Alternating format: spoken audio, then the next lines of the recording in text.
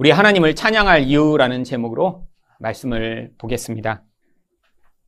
오늘은 하늘사랑교회가 이 사당동에서 드리는 마지막 예배 날입니다.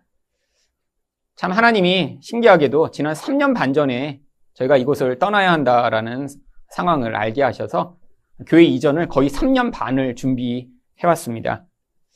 참 오랫동안 준비하다 보니까 참 많은 그 과정에서 깨달음이 있었습니다.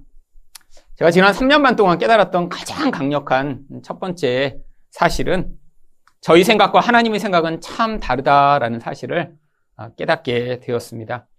물론 3년 반이 지나고 나니까 저희 생각은 참 좁고 어리석고 하나님의 뜻이 선하고 옳다라는 사실을 정말 인정할 수밖에 없게 되었습니다. 저는 사실 이 건물을 아주 좋아했고요. 그래서 이 건물에 들어오자마자 2층, 3층을 하나님이 주시기를 간절히 기대하며 오르락 내리락 할 때마다 손으로 만지고 기도하며 하나님 언제 주실까요? 라고 간구를 했습니다. 특별히 제가 좋아 보였던 것은 2층이었습니다. 뒤로 돌아가면 엘리베이터가 없어도 계속 사용할 수 있는 그런 주차장이 있고 바로 예배실을 쓰면 될 것 같은 그런 상황이어서 저는 2층이 나가기만을 간절히 기대하고 1년 반을 손으로 쓰다보며 달라고 때를 쓰고 기도를 했습니다. 근데 그렇게 기도한 결과가 전화가 오더니 이 건물이 팔렸다고 나가라고 하는 통보였습니다. 사실 그때 굉장히 많이 낙심하고 상심했죠. 그런데 사실 그 과정에서 지난 3년 반 동안 도대체 어디로 가야 할까? 어떤 길이 있을까? 도대체 어떻게 그 모든 상황들이 진행이 될까? 참 제 생각과 제 뜻과는 달리 하나님이 정말로 제가 기대하고 생각했던 것보다 훨씬 선한 길을 인도하셨습니다. 여러분, 서울에서 이렇게 교회가 시작되었는데 5년 만에 자기의 그런 건물을 사서 가는 경우는 사실 거의 없는 그런 상황입니다. 물론 아주 조그만 그런 곳을 사서 가는 것이 아니라 사실은 모든 조건들이 저희가 꼭 필요한 그런 조건들이 채워진 상황이죠.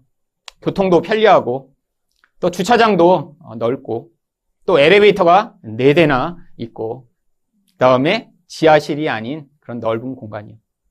여러분, 이런 조건을 갖추신 공간을 마련하려면 사실 1,000만 원 이하에서는 거의 대부분이 다 지하실입니다. 사실 지하실이 아닌 그런 150평 정도 되는 공간을 마련하는 건 서울에서는 거의 불가능하죠. 물론 그래서 이 공간을 찾다가 저희가 이렇게 매매하는 것으로 하나님이 저희 마음을 움직이시고 또 길을 인도하셨다라고 생각합니다. 이런 공간을 만약에 저희가 임대를 했으면 월 임대료가 1,000만 원, 2,000만 원은 아주 우습습니다. 관리비까지 하면 거의 참 저희 한 달 모든 재정을 다 쏟아부어도 사실 쉽지 않은 그런 상황이었는데, 아니 그렇게라도 좋은 공간을 마련할 수 있으면 좋지만 사실 교회는 임대차 보호법을 적용받을 수 없기 때문에 2년이 지나 언제든지 쫓겨날 수 있는 그런 상황이거든요. 근데 하나님이 사실 기적처럼 매매를 하게 하셔서 사실 지금 저희가 많은 빚을 지긴 했지만 그 이자로 나가는 돈은 400만 원대의 사실 월세와는 비교할 수 없을 정도로 적은 돈을 내면서 사실 그 건물을 살 수 있는 상황으로 인도하셨습니다. 하나님이 가지신 아주 선한 뜻을 우리 교회를 향해 베풀어 주셨던 것이죠. 또 지난 3년 반, 아니 지난 5년 동안 깨달은 또 다른 사실은 아무리 우리가 걱정하고 근심해도 아무 소용이 없다라는 사실이었습니다. 믿음이 완벽하게 처음부터 있었다면 참 저가 예전에 울지 않았겠죠. 근데 왜 이렇게 심하게 울었었나요? 왜 이렇게 마음이 답답했었나요? 저도 믿음이 없어서 그랬습니다. 처음부터 그렇게 완전한 믿음을 갖지 않고, 하지만 이 과정을 지나며 이제야 제가 울지 않고 이제야 제가 불안해하지 않는 하나님이 인도해 나가시는 것들을 경험해 나가며 그런 믿음을 갖게 되었습니다. 정말 하나님이 가장 적절한 타이밍에 정말 인도하시는 그 하나님의 계획이 있었는데 이제까지 고민하고 불안해했던 저희 모습을 돌아보니까 참 부끄럽고, 하지만 또 이 과정을 통해 그 하나님이 저희 믿음 없음에도 불구하고 이런 은혜를 베푸셨다는 사실이 너무 감사합니다. 그리고 또한 지난 5년 전과 지금 너무나 달라진 어떤 또 다른 한 가지 사실이 있습니다. 5년 전에 이 교회를 마련하고 교회를 시작했을 땐 사실 저 혼자였습니다. 혼자 고민하고, 혼자 기도하고, 혼자 애쓰고, 혼자 돈이 어디서 오나 걱정하고, 사실 그 모든 일들이 혼자 되었는데, 하나님이 그래서 사실 아직 교인들이 없는 그 상황에서 이런 기적과 같은 상황으로 어떤 교회가 1억 원을 갑자기 주시고, 어떤 개인이 1억 원을 헌금하시고, 그래서 이 교회가 그냥 시작되었습니다. 그런데 이번에 이렇게 이전을 앞두고는 정말 이곳에 계신 여러분들이 함께 계시다는 것이 얼마나 큰 힘이고 또 얼마나 하나님이 여러분을 통해 은혜를 베풀고 계신지를 경험하게 되었습니다. 함께 고민하고 함께 기도하고 함께 기뻐하고 또한 함께 헌금하고 여러분 이 교회 정말 제가 이 교회를 마련하고 제가 여러분을 인도해 가는 게 아니라 그냥 하나님이 우리를 통해서 함께 일해 나가시는 것들을 보게 하신 그 놀라운 은혜예요. 또한 우리가 함께 이전 준비위원회로 이렇게 모여 같이 고민하고 또 같이 뜻을 짜나가는 가운데 그곳에 참여하시는 분들이 다 각자의 역할들을 담당해 주셔서 이 이전에 꼭 필요한 모든 과정들을 하나님이 각자의 은사와 역할에 따라서 다 예비하시고 인도하셨음을 너무 명백하게 볼 수 있었습니다.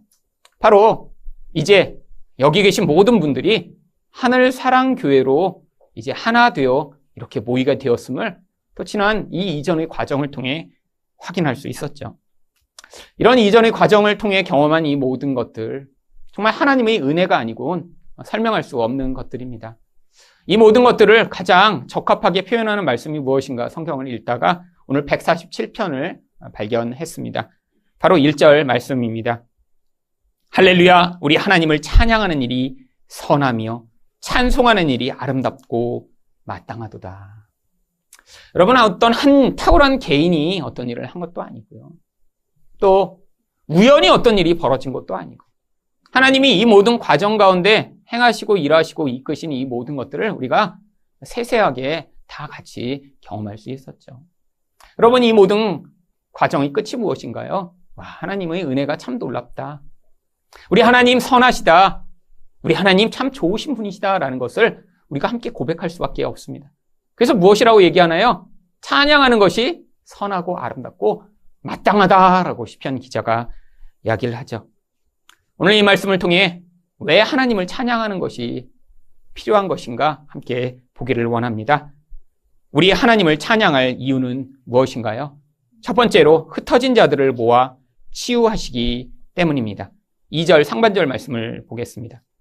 여호와께서 예루살렘을 세우시며, 여러분 예루살렘은 어떤 곳인가요? 구약에서 하나님 백성들이 모여 함께 하나님을 예배하는 이스라엘 백성들의 구심점이 바로 예루살렘입니다. 예루살렘의 가장 중요한 기능은 무엇인가요? 성전을 통해 그 성전이, 그 예배가 바로 하나님과의 만남이 모든 이스라엘 백성들의 중심에 서도록 만드는 것이죠. 여러분, 이 예루살렘은 바로 이 시대의 교회를 모형하고 있는 것입니다. 바로 세상에서 살아가던 우리가 교회로 함께 모여 함께 예배하며 하나님의 말씀을 들으며 하나님의 인도하심을 같이 경험해 나가는 그 모든 일들이요. 하나님이 그래서 지금도 교회를 세워 나가십니다. 근데 하나님이 교회를 어떻게 세워 나가시나요? 2절 하반절 말씀입니다. 이스라엘의 흩어진 자들을 모으시며.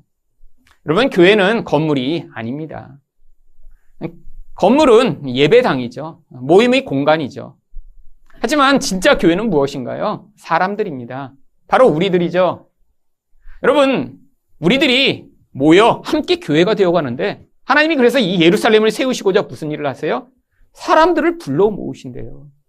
근데 이 사람들이 어떤 사람들인가요? 흩어져 있는 사람들입니다.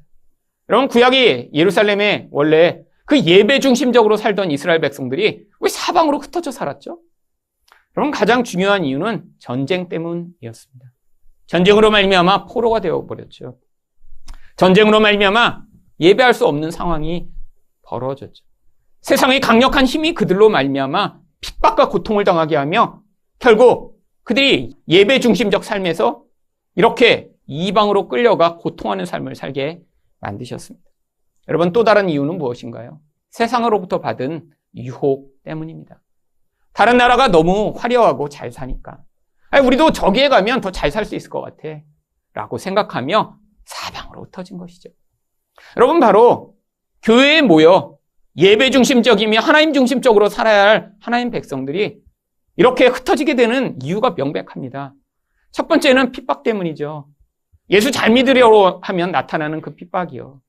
아니, 핍박이 없었으면 여전히 예수 믿는 사람인 것처럼 살 텐데, 예수 믿는 것이 오히려 부끄러움이 되고 핍박이 되고 고통이 될 때 사람들은 숨어 떠나가고 자기 본질을 감추고 그리고 자신이 마치 예수 믿는 사람이 아닌 것처럼 살아가는 그런 상황이 벌어지죠.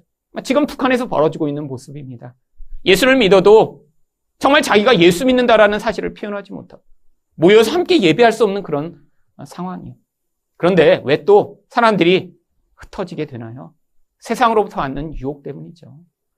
바로 내가 원하는 것을 얻고 싶은데 사실 예배를 통해 하나님을 통해 그게 주어지지 않으니까 세상에서 내가 원하는 그 쾌락과 내가 원하는 힘을 얻고자 하나님을 버리고 떠나가는 사람들이요.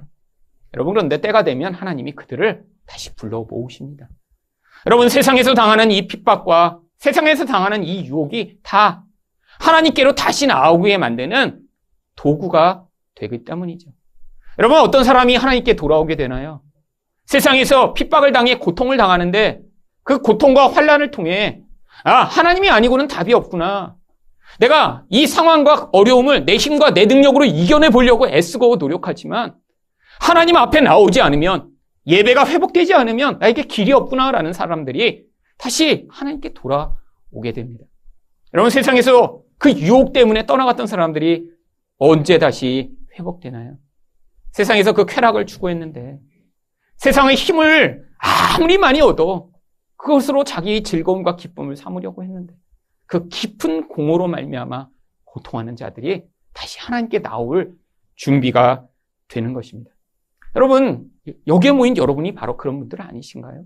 환난을 당해 고통하다가 거기에서 예수 만날 준비된 분들이요. 아니, 세상에서 쾌락을 추구하며 즐거움을 추구하고 살다가, 아니, 세상 사람처럼 살다가 그 공허함을 깨달은 그런 분들을 하나님이 이곳에 바로 모으신 것이죠. 여러분, 그때 하나님이 여러분들을 부르셨잖아요.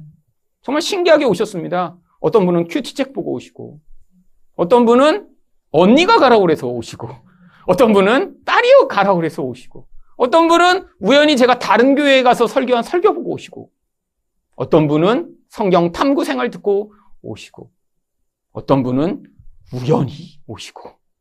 여러분, 하나님이 이렇게 다 불러 모아주셨습니다. 여러분, 이게 기적이죠. 여러분, 하나님이 모으셨습니다. 아니, 인간이 할 수 없는 일을 하나님이 행하신 것, 너무 선명한 그림이 여기에 존재하는 것이죠. 여러분, 근데 하나님이 왜 여기에 여러분을 모으셨을까요? 바로 3절에 그 이유가 나옵니다. 상심한 자들을 고치시며 그들의 상처를 싸매시는도다. 여러분, 상처나고 마음이 고통하는 자들을 치료하시고 회복하시려고 여기에 모으셨습니다. 여러분, 왜 상처받나요? 애쓰고 노력하는데 내가 원하는 게 이루어지지 않아 상처받죠. 아니, 왜 다른 사람 때문에 상처받나요? 똑같습니다. 내가 원하는 대로 다른 사람이 반응하지 않아서 상처받죠. 여러분, 교회를 다니면서도 그래서 상처받죠. 여러분이 받는다는 모든 상처의 근원에는 사실은 우리 안에 있는 이 욕망이 존재하고 있습니다. 아니, 어떤 기대를 하지 않으면 상처받지 않아요. 여러분, 배우자 때문에 상처받으셨어요? 뭔가 기대했으니까 상처받죠. 아무런 기대가 없으면 상처 안 받습니다. 그렇잖아요. 아침에 이렇게 결혼하면 아내가 국이랑 밥이랑 한 5가지 반찬을 이렇게 쭉 이렇게 차려놓겠지? 아침에 일어났는데 아내는 계속 자고 있어요. 그럼 상처받죠. 기대했으니까. 여러분, 기대를 하지 않고 그냥 그렇게 생각하세요. 결혼하면 내가 5가지 반찬으로 내 아내를 기쁘게 해야겠다. 이런 마음이 있으면 상처받겠어요? 여러분, 다 내가 잘못된 기대를 해서 상처받습니다. 여러분, 사람 때문에, 상황 때문에. 근데 이런 기대, 이런 욕망, 인간이면 가질 수밖에 없잖아요. 근데 왜 이런 욕망과 이런 기대가 생기나요? 영적으로 공허해서 그렇습니다. 죄가 만드는 영향력이죠. 결국 죄 때문에 상처받고, 죄 때문에 서로를 고통하게 하며 죄 때문에 깨어지는 것이죠. 여러분, 그런데 여러분이 이 죄악은 끊임없이 어떠한 경향성과 같이 결탁이 되냐면 바로 종교적으로는 기복주의와 율법주의와 쉽게 결탁이 됩니다. 왜? 내가 원하는 것을 하나님의 힘을 빌어 얻어내고 싶으니까. 근데 그냥 하나님이 안 주실 것 같으니까 어떻게 하고 싶은 거예요? 내가 무엇인가 열심히 해서 하나님의 마음에 감동을 드릴 만한 그런 공덕을 쌓아서 하나님이 내가 원하는 것을 해주시길 바라는 것이죠. 하나님이 내 기대와 내 욕망을 만족시키지 않고 그 과정을 통해 이제는 진짜 생명의 길, 복음의 길, 사람이 진짜 하나님 안에서 만족할 수 있는 예수를 통한 생명의 길을 가르쳐 주셔서 여러분에게 바로 그 복음을 전파할 수 있도록 해 주신 것이죠. 여러분, 그 놀라운 하나님의 은혜와 사랑, 여러분 이곳에 와서 그 예수 그리스도만이 여러분의 생명이 되시고 여러분이 기대하고 욕망하는 그 욕망을 하나님이 만족시키시거나 다른 사람을 통해 그것들이 채워지지 않더라도 예수로 말미암는 자의 그 풍성함, 그 은혜, 그 행복을 여러분과 함께 나누며 여러분 가운데 바로 그 은혜를 통해 회복된 자들, 이게 바로 하나님이 이곳에서 만들어내시고자 하는 그런 치유된 자들, 상처가 은혜로 덮인 자들의 모습인 것입니다. 바로 여러분들이 저는 그런 분들이라고 믿습니다. 자신 안에서부터 시작된 이 기복주의와 율법주의, 그런 자기 욕망을 만족시켜 줄 만한 그런 이야기에 귀를 기울이며 살아가던 똑같은 우리들을 하나님이 이곳에 부르셔서 이제 이 복음으로 말미암는 예수로 말미암는 생명의 길을 제시하심으로 말미암아 우리에게 진짜 중요하고 진짜 행복이 되는 것이 무엇인가를 가르쳐 주셔서 그 상처로부터 벗어나게 만드신 것, 이거 다 하나님이 이곳에 부르셔서 행하신 일들입니다. 여러분, 하나님이 행하신 이 모든 일들 얼마나 감사한 것인가요? 아니, 이 복음이 아니었으면 잘못된 기대, 잘못된 욕망을 가지고 끊임없이 살아가며 채워지지 않는 그 공허로 말미암아 하나님과도 관계가 깨지고 이웃과도 늘 깨어진 채로 살아갔을 뻔한 우리들이었는데 하나님이 은혜로 이제 그 상처로부터 치유돼 다른 사람을 치유하고 예수 그리스도만이 어떠신 분이신가를 전파하는 그런 은혜의 통로가 되도록 만드셨으니까 이 일이 바로 우리가 찬양할 이유가 아닌가요? 바로 이것이 그래서 우리가 하나님을 찬양하는 것이 마땅한 이유입니다. 두 번째로 우리 하나님을 찬양할 이유는 무엇인가요?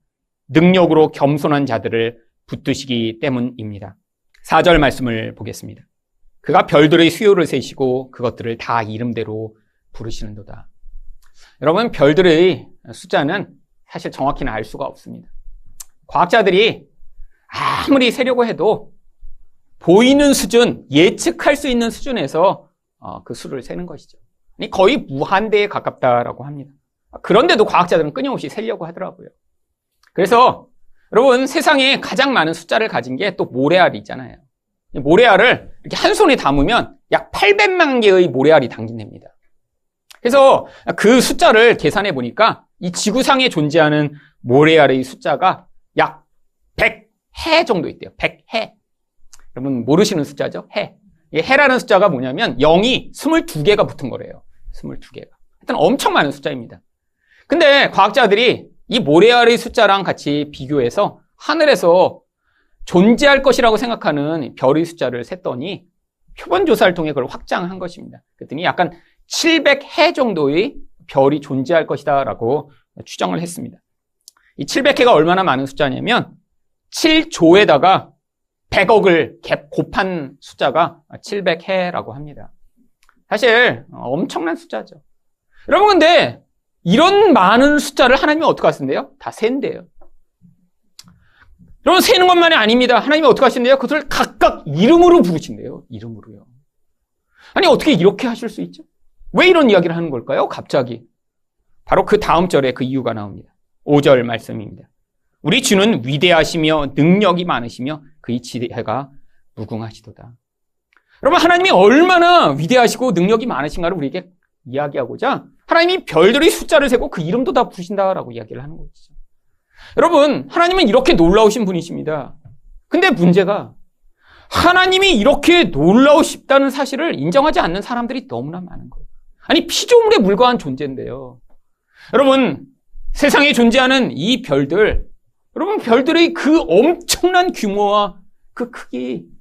아니, 그런데 그런 별들에 비하면 인간이란 존재는 사실 아무것도 아닌 존재죠.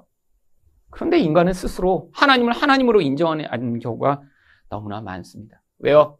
죄가 가져온 가장 무서운 영향력이 바로 내가 하나님인 것처럼 스스로 생각하게 만드는 영적 경향성이기 때문이죠. 여러분, 그래서 사람들은 끊임없이 자기가 하나님인 것처럼 세상을 살아가려고 합니다.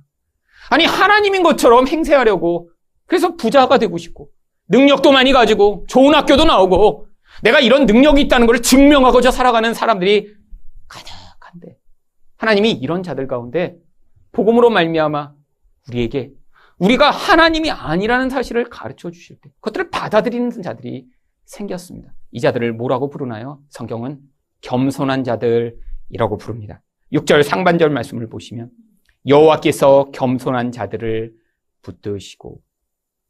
여러분, 저는 여기 계신 여러분들이 바로 이런 겸손한 자들이시라고 믿습니다. 여러분, 저는 지난 5년간 사실 똑같은 설교를 해왔습니다.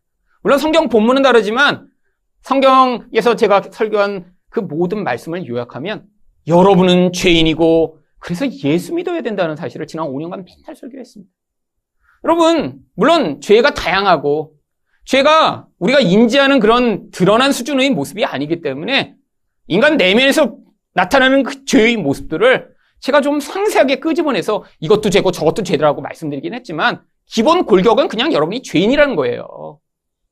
여러분, 그런데 인간이 가장 싫어하는 게 뭔 줄 아세요? 자기가 죄인이라는 사실을 받아들이는 걸 인간은 가장 싫어합니다. 여러분, 길거리 나가서 한번 아무한테나 얘기해 보세요. 너 왜 이렇게 잘못했냐고. 너 죄인 아니냐고. 그럼 누가 좋아하겠어요? 아니, 여러분 집에서 한번 해보세요. 여러분 자녀한테 매일 하루에 한 번씩 너는 죄인이야. 넌 이거 잘못했어. 1년이 지나기 전에 아마 다 도망가 버릴걸요. 여러분, 인간이 누가 좋아합니까? 근데 제가 매주 여러분은 죄인입니다 얘기하는데 이곳에 이렇게 남아 계신 여러분은 정말 겸손한 분들이십니다. 아니, 겸손이 아니고는 남아있을 수가 없어요. 왜요?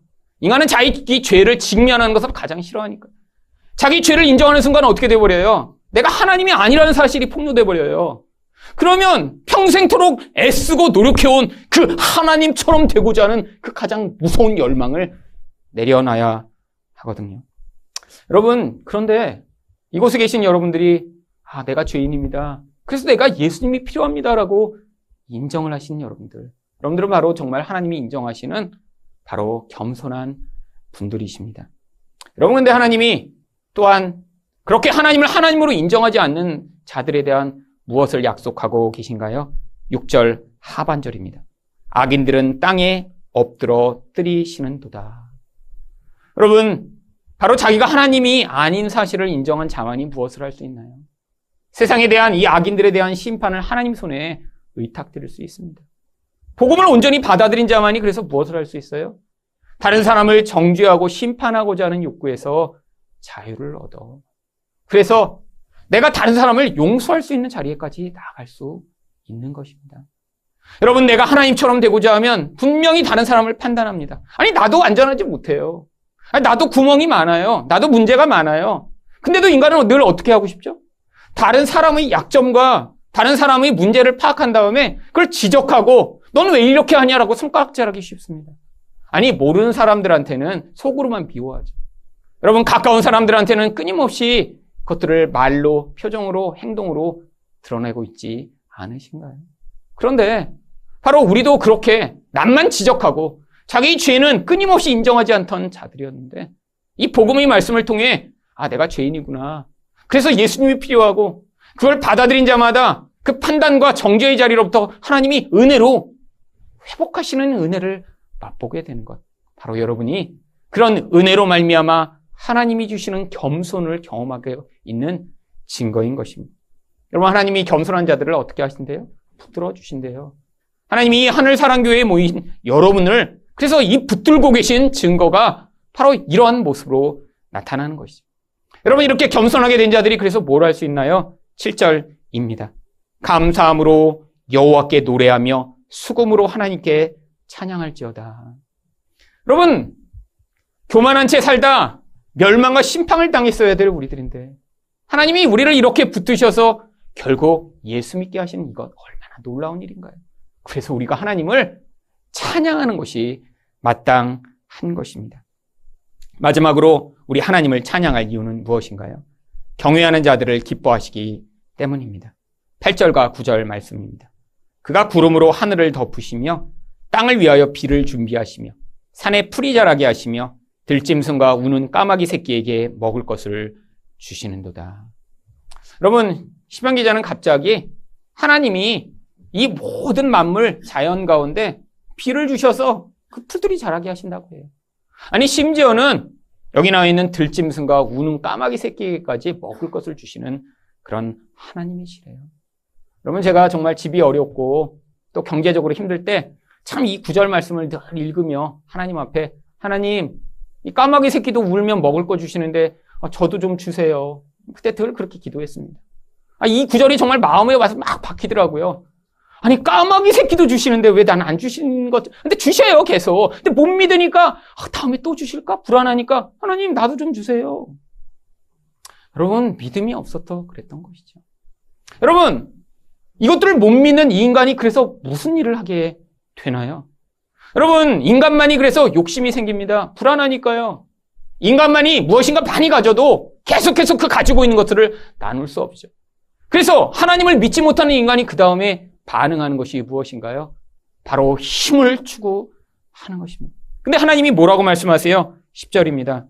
여호와는 말의 힘이 세다 하여 기뻐하지 아니하시며 사람의 다리가 억세다 하여 기뻐하지 아니하시고. 여러분, 말의 힘, 고대에는 가장 강력한 힘 중에 하나죠. 아니, 그래서 지금도 우리가 쓰잖아요. 1마력, 2마력. 여러분, 왜요? 고대에는 말 한 마리만 있어도 마차를 끌 수 있었고요. 말 한 마리만 있어도 엄청난 힘입니다. 사람이 말의 힘을 당할 수 있나요?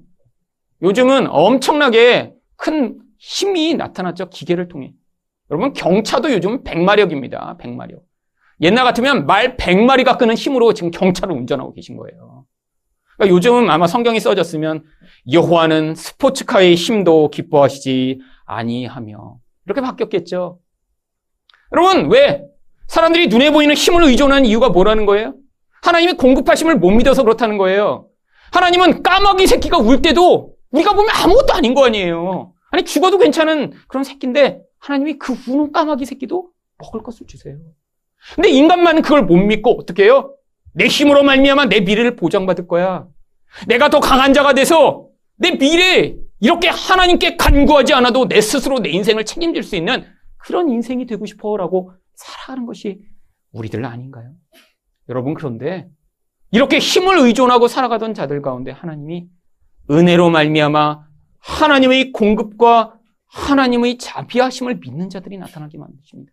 이들이 누군가요? 바로 11절에 나오는 여호와를 경외하는 자들과 그의 인자하심을 바라는 자들입니다. 여러분, 하나님을 경외하는 자들은 누군가요? 우리 하나님의 주권과 하나님의 통치와 하나님의 공급을 순종하고 받아들이는 자들이죠. 그걸 믿는 자들이죠. 근데 그 자들은 무엇을 할 수 있어요? 하나님이 공급하심을 신뢰하며 그의 은총과 자비에 눈을 기울이고 하나님이 은혜로 내 인생을 이끌어 가시는 그 은혜에 맡겨드리기 때문에 이 땅 가운데 집착하고 힘을 추구하지 않고 살 수 있는 것입니다. 여러분, 저는 여러분들이 바로 그런 하나님을 경외하며 하나님의 인자를 바라는 하나님이 기뻐하시는 분들이라고 확신합니다. 왠지 아세요? 지난 5년간 이 하늘사랑교회를 통해 하나님이 행하신 일들 때문입니다. 여러분, 저희 교회가 시작될 때부터 교회의 사실은 이 인테리어를 하고 하는 그 모든 금액의 10%를 저희 교회는 이미 떼어내고 시작을 했습니다. 물론 그때는 제게 주신 은혜로 말미암아 하나님이 이 교회가 이렇게 시작될 때도 우리가 은혜로 이 모든 것들을 받았는데 이렇게 흘려보내고 시작을 해야겠다라고 시작을 했죠. 여러분, 근데 그 다음에 무슨 일이 벌어졌나요?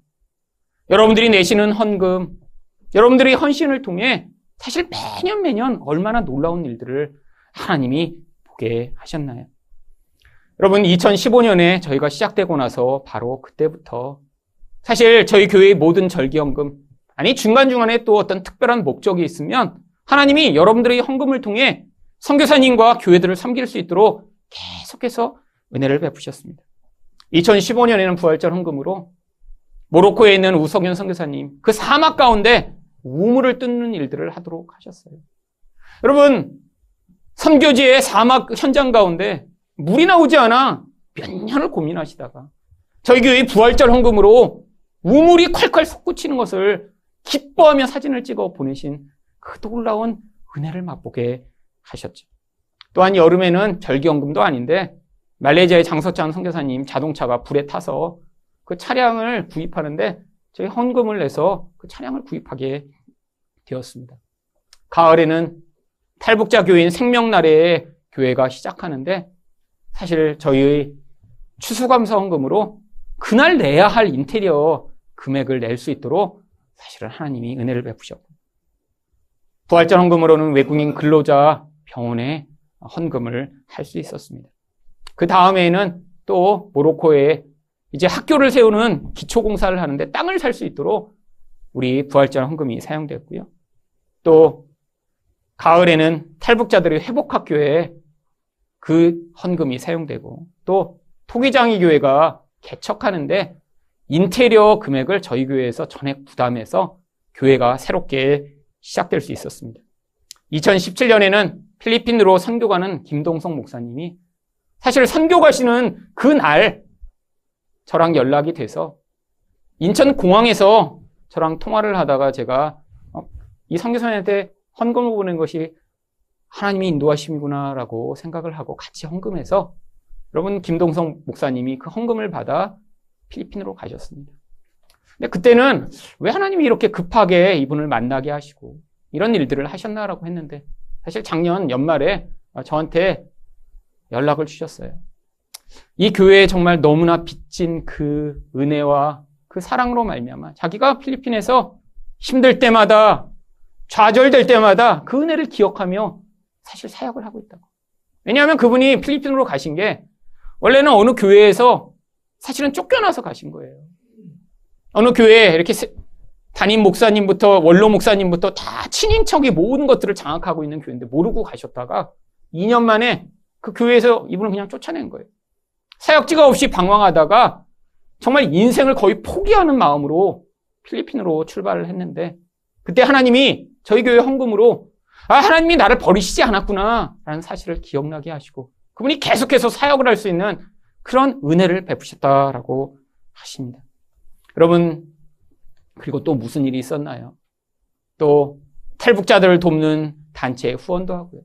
또 2017년 크리스마스 헌금으로는 사실 승합차가 폐차돼서 목사님과 사모님이 한 달을 금식하며 울고 기다리셨던 그 교회에 사실 승합차를 사드리는 기적과 같은 일이 벌어졌습니다. 여러분, 작년에 사실 저희가 이렇게 이전을 준비하면서도 중부에서 사역하는 장희한 선교사님한테 또 그 사역 지원금을 보내드리고 또한 여름에 세워진 예수 생명교회에 사실 헌금해서 그 교회 또한 이렇게 설립할 수 있도록 도울 수 있었습니다.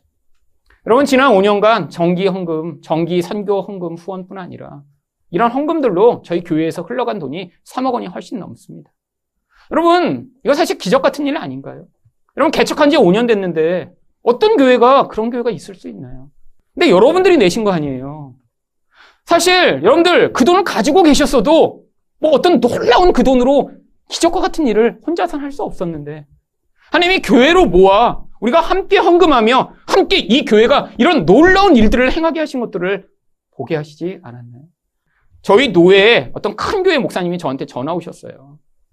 왜냐하면 이 교회가 이제 작년 말이군요. 이제 올해 이렇게 지원금을 좀 보내서 다른 교회를 우리 교회가 이렇게 잘 섬긴다 이런 걸 이제 하려고 그러는데 재정에 조금 여유가 있어서 이제 한두 교회 더 이렇게 지원을 하실 수 있겠대요. 그랬더니 저희 교회에 이렇게 지원을 해주시겠다고 그러는 거예요. 그래서 저희 지원 안 해주셔도 괜찮습니다. 그랬어요.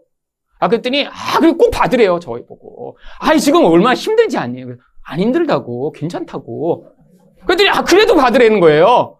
그래서 아니요. 그래서 얼마를 주실 텐데 그렇게 받으라고 했더니 10만 원 주신대요. 10만 원.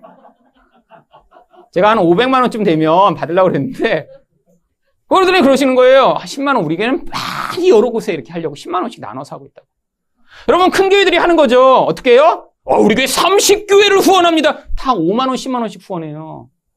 주보에 이름 쫙 써놓습니다. 우리 교회 이렇게 많이 한다고. 근데 가보면 진짜 5만 원, 10만 원이에요.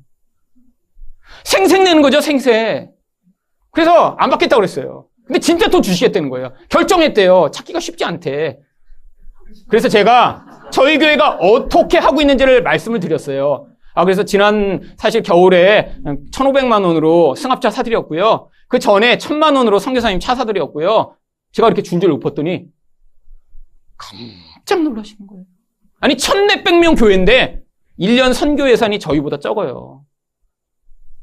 왜요? 교회 자체 유지하느라고 돈이 많이 드는 거죠. 그래서 생색내기로 5만 원, 10만 원씩 하는 거예요. 여러분 이게 일반적인 거 아닌가요? 여러분 교회가 사람이 모여서 돈이 모이면 뭐 하나요? 교회 크게 짓고 기도원 사고 여러분 그러면서 점점 자기 배를 불려가는 이런 세상. 교회도 사실 똑같은 거 아닌가요?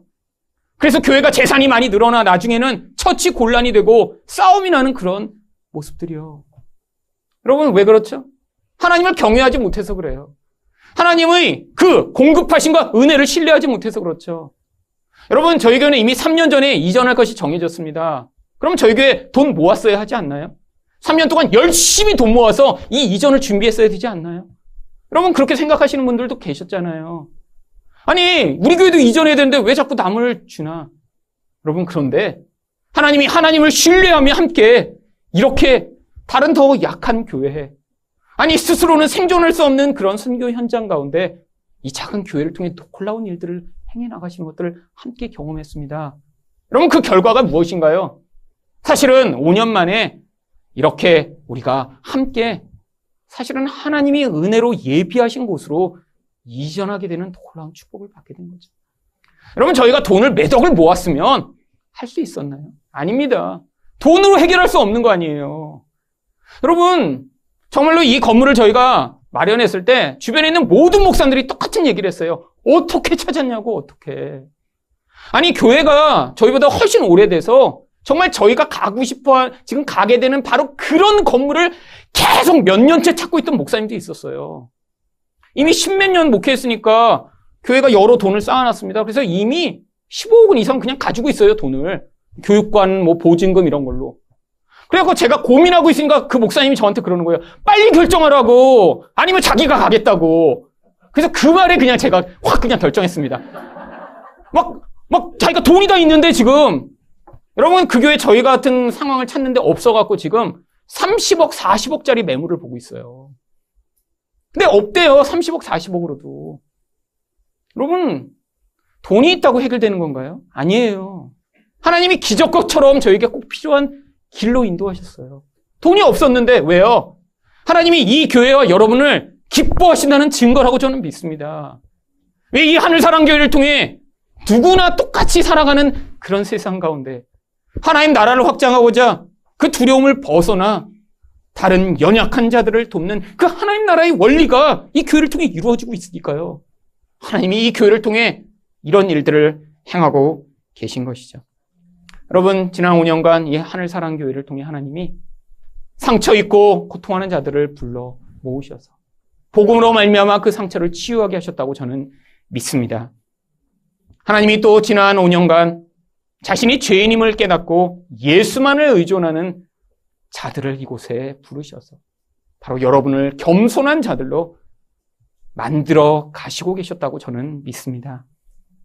또한 눈에 보는 것을 의존하지 않고 하나님이 공급을 신뢰하며 그를 경외하는 자들로 여러분을 이끌어 가시며 바로 이 하늘사랑교회를 하나님이 기뻐하고 계시다고 저는 믿습니다.